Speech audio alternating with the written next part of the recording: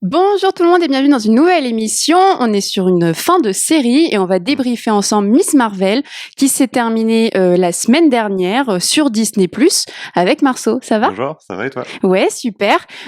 Déjà, comme d'habitude, un petit peu le synopsis. Qu'est-ce qu'on a eu dans cette série? Alors du coup, Miss Marvel, c'est l'histoire de Kamala Khan, donc une jeune lycéenne qui vit à Jersey City. Elle est très très très fan des super-héros qui Ouais. pour elle sont très réels parce qu'elle évolue dans le monde de Marvel. C'est Mm, vraiment mm. une série qui fait une partie intégrante du MCU et notamment de Captain Marvel dont elle est vraiment une fan Oui. inconditionnelle. Elle se déguise en elle dans des concours de cosplay, etc.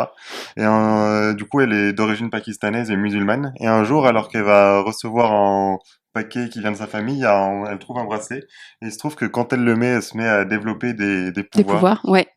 Et elle va un peu chercher à comprendre d'où est-ce que viennent de ces pouvoirs. Et il y a toute une notion d'héritage qui rentre en jeu. Et c'est vraiment très intéressant. Ouais, une question de famille aussi, mais on C'est en ça. parlera un petit peu. Comme d'habitude, on rentre dans la partie sans spoil, voilà un petit peu notre avis général, puis ensuite on détaille. Mon côté, moi, sans spoil, j'ai beaucoup aimé. Mhm. En fait, j'en attendais rien de spécial. La promo était pas faux folle. On a eu énormément de contenu de film en ce moment, hein, en termes de production Marvel, Ouais. c'est assez important. Et donc, je m'étais dit bon bah je vais regarder ça le mercredi matin avant de travailler. Et en fait, j'attendais ce rendez-vous tous les mercredis matins. J'étais assez surprise. J'ai beaucoup aimé ce personnage où finalement, comme un Spider-Man, souvent on la compare Ouais. à Spider-Man, hein, j'invente rien. On s'identifie à elle parce qu'elle est très très fan et quand elle reçoit ses pouvoirs, nous aussi on aurait pu réagir comme ça en mode waouh, c'est impressionnant. C'est ça. Toute la partie au niveau de sa religion et de sa famille aussi et comment il s'intègre et ça parle beaucoup d'intégration. Mhm. Attention, c'est pas politique, mais c'est nouveau, je trouve, en tout cas dans les adaptations qu'on peut voir au niveau de Marvel, de montrer ça. Et même au niveau de tous les personnages qu'elle a, parce elle est quand même pas mal entourée. Donc elle a Bruno, son acolyte, qui a pas vraiment la même fonction que dans les comics ici dans la série, mais on en Ouais. reparlera. Sa meilleure amie aussi musulmane. Ouais. Nakia. Nakia, Kamran, qui est du coup qui fait partie des clandestins, donc on y reviendra aussi. Et puis ses parents, évidemment, qui prennent une place, son frère et sa belle-sœur. Voilà, donc déjà c'est assez important. Euh, Côté méchant, c'est un peu fouillis, mais il y a plusieurs éléments. Et je pense que c'était fait exprès pour distiller ensuite par la suite. Ouais. Suite, j'ai mis 3 fois le mot suite, voilà. Donc on a les clandestins, les Red Draggers, ça Mhm. c'est plutôt du soutien. On y retrouve aussi le Damage Control qui va essayer d'arrêter du coup Kamala Khan. Alors encore une fois, sur 6 épisodes, ça peut pas être beaucoup détaillé, donc on sait pas vraiment tous les enjeux qu'il y a derrière. Le Damage Control, on le revoit aussi, enfin on l'a déjà vu pour le coup dans des films. Donc ça c'était intéressant parce que même si tout au long des épisodes, il n'y a pas forcément des renvois, c'est plutôt subtil jusqu'à la toute fin. Évidemment, on en reparlera après. Donc globalement, j'ai beaucoup aimé. C'était frais, c'était pop, c'est très bien monté, très bien réalisé, bien joué. Faut le dire aussi. Comparé à d'autres séries que j'ai beaucoup moins aimées, tu vois, typiquement Falcon et Winter Soldier, je me le reverrai pas. Non, oui. C'est Non, sûr, non. même si tout le monde parle du fameux discours à la fin, Mm. oui c'était sympa, mais par contre je me reverrai Miss Marvel, ça c'est où je le conseillerais en tout cas, peut-être à des plus jeunes aussi pour entrer dans cet univers-là, moins compliqué qu'une série Loki. Ouais. Donc ouais, j'ai beaucoup aimé finalement. Mm.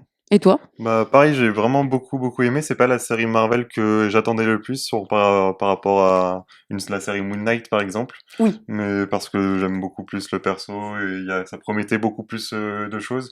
Là, on se disait que ça allait être peut-être un peu mou ou quoi, peut-être une série un peu transition entre Ou deux trop plus gros teenager aussi, il y avait ce Ouais, c'est côté-là ça, que ouais. j'avais un peu Mm. peur, ouais. Puis Ouais. peut-être un peu transition entre deux plus gros projets et finalement bah ayant été déçu un peu de Moon Knight, et quand les trailers de Miss Marvel ont commencé à sortir, je me suis un peu laissé vraiment tenté par le projet. Je me suis dit que ça avait vraiment l'air cool. Rien que les bandes annonces, ça donnait vraiment un vent de fraîcheur. Ouais. Et finalement, ça s'est avéré vraiment vrai. Genre, il y a beaucoup d'innovation dans la série, même ne serait-ce que visuellement. Oui. Il y a beaucoup de choses très intéressantes qui changent de ce qu'on voit d'habitude dans les productions Marvel. Et c'est vraiment, enfin, ça fait du bien quoi de voir une série comme ça qui nous amène un peu ailleurs Dans par un rapport autre à ce qu'on univers, ouais. attendait. Ouais. Mm. Et pareil, ouais, c'était un peu devenu ma série du mercredi matin. Il y a eu quelques épisodes qui se sont chevauchés avec la série Obi-Wan, Mm. que pareil j'attendais beaucoup et que finalement, bah, Je me au suis fait début je chier. regardais Obi-Wan avant de regarder Miss Marvel parce que c'est vraiment ce que j'attends. Ouais. Mon épisode de Gwen, c'est vraiment ce que j'attendais. Mais finalement, après, je regardais Miss Marvel avant parce que, enfin, c'était beaucoup plus intéressant que de regarder Obi-Wan du coup. T'as fini Obi-Wan du coup? Ouais, j'ai fini Obi-Wan. Ah d'accord, j'ai pas. Mm. Bah, déjà, je suis pas trop fan de Star Wars, alors en plus si ça me saoule, comment te dire que. Bon bah du coup, on va passer à la partie avec spoil. Pareil, je ne sais pas si je mets des bandeaux, ça dépend de mon humeur de montage. Bon, on débute premier. Alors, du coup, j'ai déjà dit, mais il y a 6 épisodes. D'habitude, je râle beaucoup sur le nombre parce que je trouve ça assez court, assez peu gourmand pour nous laisser trop vite en du coup en suspens pour la suite. Typiquement, Loki, même si j'ai beaucoup aimé, ça en dit peu pour nous teaser sur beaucoup, tu vois. Et souvent, ça me gênait. Là, je trouvais que tous les épisodes nous donnaient au moins une information et qu'on n'était pas sur notre faim et qu'à chaque fois, on avait des moments clés qui me disaient « Ok, là, j'ai envie de voir la suite. » Tu vois. Et c'était pas forcément des gros cliffhangers on peut voir de d'autres séries, mais ça me plaisait bien. Puis chaque épisode a son utilité, fait avancer l'intrigue principale et ça, c'est vraiment très agréable. T'as l'impression d'avoir des épisodes de remplissage un petit peu. Oui. Qu'on a parfois pour d'autres séries et c'est vraiment agréable que l'intrigue avance un peu linéairement et que vraiment c'est pas à pas on avance et ça c'est vraiment très agréable. Ouais. Et du coup on va peut-être faire étape par étape. Le premier épisode, on est vraiment sur la vie de lycée de Kamala Khan. C'est vrai que je pense que pour des personnes qui en plus sortent de la série Moon Knight qui était quelque chose de très adulte, ça peut peut-être un petit peu rebuter dans le sens on va savoir sa vie au lycée et ses états amoureux et puis une des filles qui est très sur Instagram et qui fait des lives, etc. J'avais un peu peur que là on parte sur le truc un peu trop facile de série B qu'on retrouve sur le dimanche après-midi sur TF1 France 2. Et finalement non, parce que c'est justement maîtrisé, je trouve, avec Bruno. Donc le duo fonctionne bien. Pour avoir lu un comics seulement, je trouve que pour Bruno, globalement, il a pas autant sa place qu'il aurait pu. Enfin, on sent au début que c'est vraiment le sidekick. J'aime vraiment bien l'épisode. Je crois qu'on est sur le 2-3. De toute façon, elle a ses pouvoirs dès le premier épisode. Le 2, le 3, qu'est-ce que c'est être une héroïne? Tu sais, elle fait son entraînement sportif avec lui et qui l'aide, etc. Là, il a vraiment toute sa place. Et puis ensuite, elle va vite faire son chemin toute seule. Pour partir ensuite au Pakistan, donc ça on y reviendra. Et lui, du coup, est un peu délaissé, je trouve. Je sais pas pour toi. Un petit peu, oui. Alors, c'est cool qu'ils aient mis qu'il soit pris à Caltech, le nom de l'école. Ouais. Et du coup, c'est cool qu'ils lui aient quand même réservé une petite place dans l'intrigue, qu'on sache qu'il est pas genre juste là, il reste à Jersey City. On sache qu'il y a un gros projet qui l'attend. Mais c'est clair que oui, la série se centre après plus juste sur Kamala que sur Kamala et Bruno. Oui, c'est ça. Même leur trio de base avec Nakia.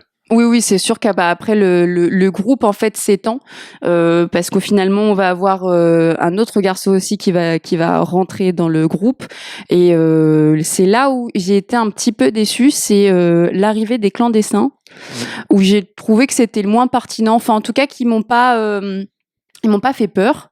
J'étais pas inquiète de leur arrivée. J'ai pas vraiment compris leur objectif, à part ils rentraient chez eux.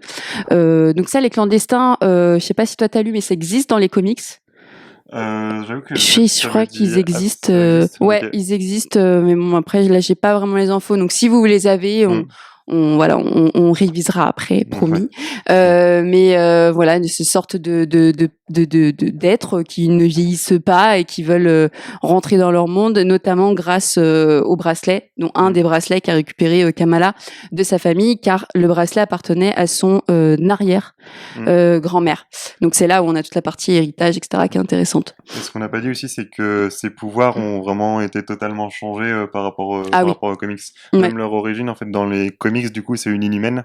Donc elle développe ses pouvoirs quand elle est en contact avec le gaz dont je ne me rappelle plus le nom. Mais les Inhumains, ils développent leurs pouvoirs comme ça. Ils sont en contact avec un gaz. Ils ont une mutation qui fait que ce gaz leur fait développer des pouvoirs. Et c'est comme ça que Kamala Khan obtient ses pouvoirs. Et elle est vraiment un peu métamorphe presque dans les comics au début. D'ailleurs, elle se transforme elle veut tellement être Carol Danvers qu'elle se transforme en Carol Danvers. Et du coup, ça a été totalement zappé dans la série. Ce qui est un choix assez intéressant, mais voilà. Bah, c'est un parti pris, j'en ai parlé hier avec l'équipe avec qui on tourne Collectif Le Réseau, et je pense que c'est aussi peut-être pour suivre tout ce qui se passe en moment avec le MCU, parce qu'il faut aussi que ça soit cohérent. Et les Inhumains, par exemple, la série n'a pas marché. Tout ce qui est Eternals, voilà, un peu les pouvoirs au-dessus, peut-être qu'on n'est pas encore prêt.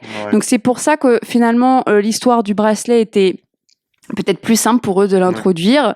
Ensuite, on apprend finalement qu'elle est aussi une clandestine. Faut qu'en tout cas, elle est une djinn, ce qu'ils appellent une djinn dans la religion du coup et pakistanaise et musulmane. Pour ensuite, à la toute fin, Bruno, vraiment le dernier épisode, fait des recherches sur son ADN, je crois, ou je sais pas comment je me rappelle plus comment il récupère ça en lui disant t'es une mutante. Donc c'est vrai que sur 6 épisodes. Ça fait beaucoup. On comprend pas trop qu'est-ce qu'elle est. Mais ça va pas vraiment déranger parce que je suis pas sur du fan théorie à fond en mode faut qu'elle soit ça. Bon, voilà. Moi, je sais juste que dans les comics, c'est une inhumaine et qu'elle a certains pouvoirs et que là, ils ont modifié. Bon, est-ce que après ça dénature complètement ce personnage? Je trouve pas. Ça dénature pas complètement. Par contre, je trouve que alors du coup, ses pouvoirs dans les comics, c'est vraiment de pouvoir transformer des parties de son corps. Et ça, c'est un rapport avec l'adolescence qu'on perd un peu du coup dans la série, parce que vraiment il y a toute une métaphore de l'adolescence sur le fait de pas trop contrôler son corps, pas savoir comment gérer, comment appréhender son corps. On a ça un peu avec le film Alerte Rouge. Tu sais, la fille qui devient pandarou, ça me fait un peu penser à ça. Ouais. Oui, c'est moins. Du coup, ça, on perd un tout petit peu ça dans la série. Je trouve que c'est un peu dommage, mais vu qu'il le remplace par autre chose, c'est finalement pas gênant, quoi. Oui, bah justement, il le remplace par la valeur de la famille, en fait. Qu'est-ce que la famille? Et aussi réparer des maux, parce que donc ses parents, sont très très protecteurs, et sa mère a un lourd passé. En fait, a toujours considéré que l'arrière-grand-mère les a abandonnés. Ce qui était le cas dans le fameux épisode où Kamala se retrouve projetée au passé, et en fait son arrière-grand-mère n'est jamais partie avec sa grand-mère et son mari, mais parce qu'elle s'est fait assassiner justement par une des clandestines, ça ne s'est jamais su. Et j'ai beaucoup aimé ça, de se dire on va essayer de lier des pouvoirs surnaturels, mais de rester ancré à quelque chose d'humain, pour que les personnes s'y attachent aussi. C'est pour ça que je dis que moi, c'est important pour moi qu'il n'y ait pas que des fans de comics qui lisent ou regardent des séries. Et je trouve que c'est accessible à plein d'autres gens en se disant toi aussi t'as vécu ça, il y a des problèmes dans le passé, on n'a jamais mis une démo dessus, voilà, maintenant on sait la vérité, ou en tout cas c'est parlé, quoi. Donc ça, c'était cool. Et du coup, après, on arrive au Pakistan. Donc, épisode 4, à peu près, il me semble, à ce niveau-là. Et c'est vraiment un épisode que j'ai bien aimé. J'ai trouvé plus, un peu aventure à la Indiana Jones. Elle rencontre des gens et ils vont devoir se cacher, etc. Enfin, vraiment, ça les Red Draggers, du coup, que ça aussi sont dans les comics. Donc, voilà, s'identifient par avoir un foulard sur la bouche pour cacher leur identité. Pareil, moi, je trouve que le garçon aussi qui joue, qui a à peu près le même âge qu'elle, ils jouent tous bien, en fait. Je les trouve vachement bien dans leur rôle, même l'alchimie entre tous les persos. J'aurais bien aimé en voir plus sur eux. J'ai bien aimé cette dynamique-là. Puis il y a tout le côté un peu secte secrète, qui est vachement sympa. C'est vraiment un très très bon épisode et une très bonne partie de l'intrigue. Franchement, ça fonctionne vraiment très bien. Et puis pour une fois, c'est pas tourné aux États-Unis. Enfin, c'est bien aussi de dépasser les frontières, de montrer justement là d'autres acteurs, Cameron aussi qui joue très bien, et de montrer d'autres pays. Moi, je trouvais ça intéressant de voyager aussi par ça, quoi. Ensuite, on avance un petit peu. Qu'est-ce qu'on peut dire? Donc, il y a les Red Draggers, ça va vite. Oui, et ensuite, on revient un peu sur les clandestins, où finalement, ils arrivent. Parce que c'est ça peut-être le point un peu léger, ce que je disais tout à l'heure, c'est qu'elle n'avait pas vraiment de grands ennemis. Alors, ce qui est logique, parce qu'elle apprend à être héroïne. Donc elle peut pas non plus. En fait, elle a véritablement ses pouvoirs. Et elle est véritablement à l'aise et maîtrise. À l'aise et elle maîtrise l'épisode 6, où elle allonge encore plus ses parties, comme dans les. C'est vraiment dans l'apprentissage. Comme oui, tout le long.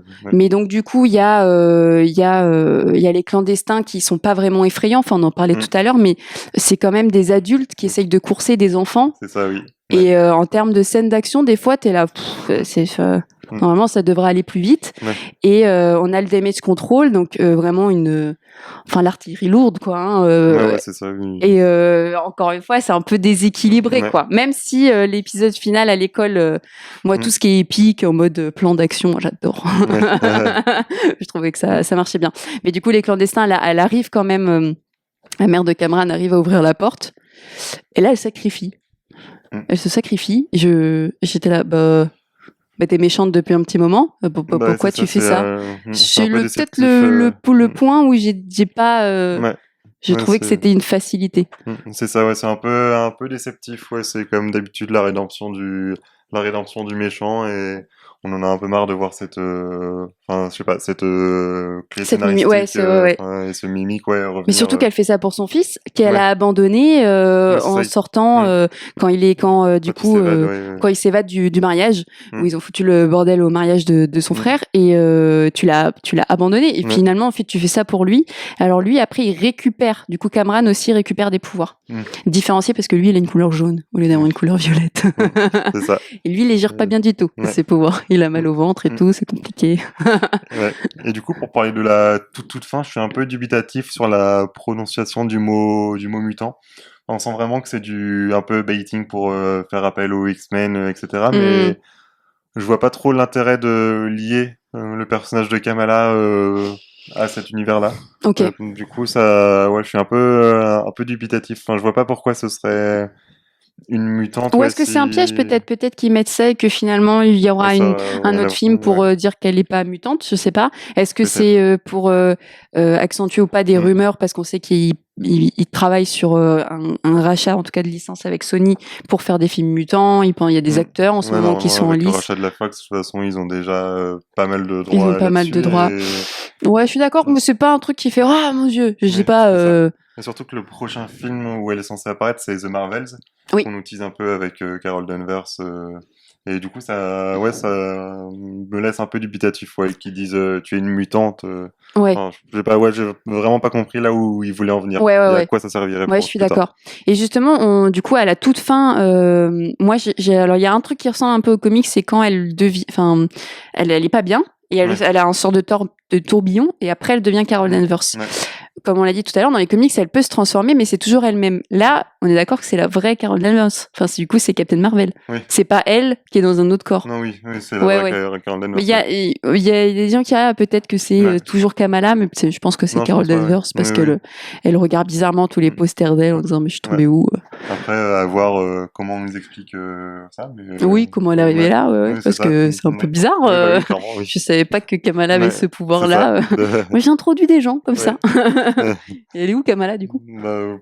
Dans l'espace, peut-être, du coup. Ah oui, elle a repris sa place. Elle est en train de détruire des avions, c'est ça. Non, mais oui, au final, ça passe plutôt vite les 6 épisodes.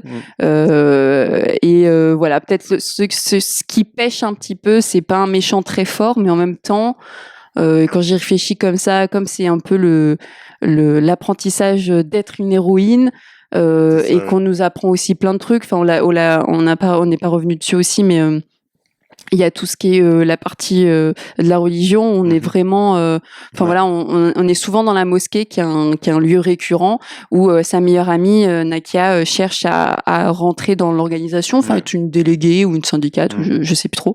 Et ça c'est trop cool en fait de montrer une autre image en fait de cette religion qui est souvent stéréotypée et à tort, parce que c'est une belle religion, et donc du coup ça, voilà. Puis il y a des gimmicks aussi de regarder ce qu'on vit quand le damage control arrive, parce qu'ils sont au courant, ils veulent attraper Miss Marvel. On sait pas pourquoi, mais ils veulent l'attraper. Ils sont au courant que c'est une Pakistanaise, donc / une musulmane, et ils vont fouiller dans cette mosquée. Et j'adore quand celui qui gère la mosquée dit non, mais on a l'habitude, fouiller, on sait très bien. Moi, j'aime bien ça, quand ça devient un peu plus profond, et que je trouvais que l'équilibre était bon, parce que tu avais des parties un peu adolescentes, quand elle est amoureuse un peu de Cameron, quand elle le regarde avec des yeux, etc. Ou la fille qui est un peu influenceuse. Voilà, mais il y avait pas que ça, il y avait aussi ces moments forts. Une autre fête aussi une autre fête musulmane où ils sont dehors, etc. Où Bruno il porte des vêtements, donc l'intégration de Bruno dans cette famille. On n'est pas dans l'image les méchants musulmans qui n'acceptent personne, tu vois. Ça c'était cool. Surtout qu'il y a eu beaucoup de procès d'intention qui ont été faits envers la série, comme quoi ce serait du wokisme de faire une héroïne musulmane et tout ça. Je trouve ça débile. J'ai vu même des gens sur Twitter dire que oui, mais on n'a pas de super-héros catholiques ou juifs ou quoi, alors que bien sûr que si. Ouais, Daredevil, c'est pas comme s'il parlait de Dieu tout le temps avec sa croix. Ça fait partie intégrante du perso, quoi. Enfin, c'est vraiment très important comme le perso, comme là ça l'est pour Kamala, et enfin c'est vachement cool si ça permet à des jeunes musulmanes ou des jeunes musulmans de s'identifier à un personnage même plus, moi je viens d'une famille portugaise, moi une de mes meilleures amies est algérienne, les Portugais et les Algériens c'est pareil au niveau de la famille, hein. Moi c'était une famille en mode attention tu sors pas le soir, donc même moi je me suis identifiée alors que je suis pas musulmane parce qu'elle avait des contraintes liées à l'adolescente, des contraintes liées à être une jeune fille. Voilà, tu dois faire attention aux garçons alors que ton frère lui est plus tranquille. Et ça, c'est des valeurs qui sont pas forcément liées à une religion, mais des valeurs culturelles, quoi, et parentales aussi.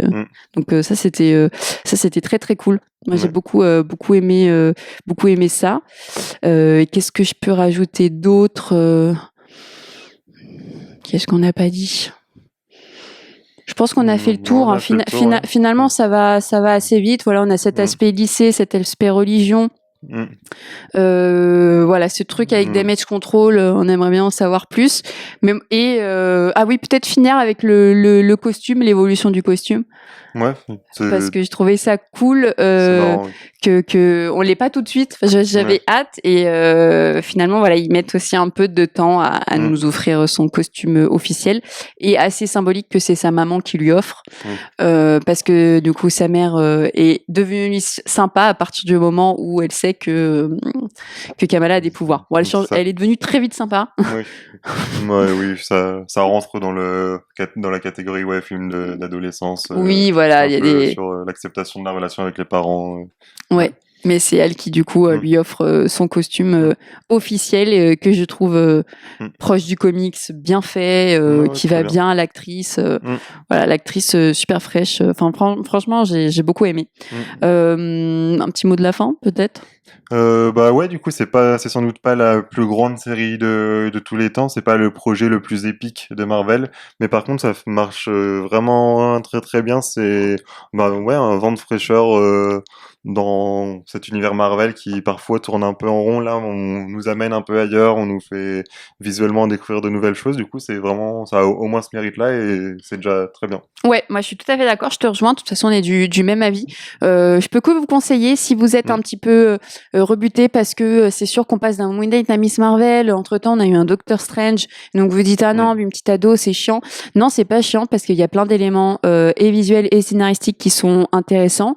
Comme une toute première saison, ça va pas encore en profondeur, ça pose des bases et ensuite on verra plus loin. Donc on sait que la suite ça sera avec The Marvels, mais il faut laisser sa chance à cette héroïne parce que je trouve ça triste qu'il y ait peu de vues par rapport à des Hawkeye était cool, mais Hawkeye était moins. Il y a des épisodes où je me suis fait plus chier avec Hawkeye qu'avec Miss Marvel, quoi. Mais bon, c'est subjectif encore une fois. On peut que vous conseiller. On vous conseille aussi fortement les comics.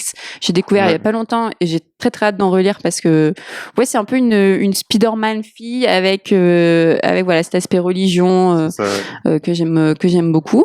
Nous, on se dit à bientôt. Je pense que la prochaine série qu'on débriefe, ça sera She-Hulk. À voir si on fait Groot parce que c'est une série animée peut-être un peu plus enfant. À voir. Si on a des choses on verra. Voilà, c'est ça. Si on n'a rien à dire, on va pas parler dans le vide pour faire des vues. On n'est pas des youtubeurs. On vous dit à bientôt en boutique. Et puis voilà, n'hésitez pas à voir Miss Marvel et à venir nous voir. Salut. Au revoir.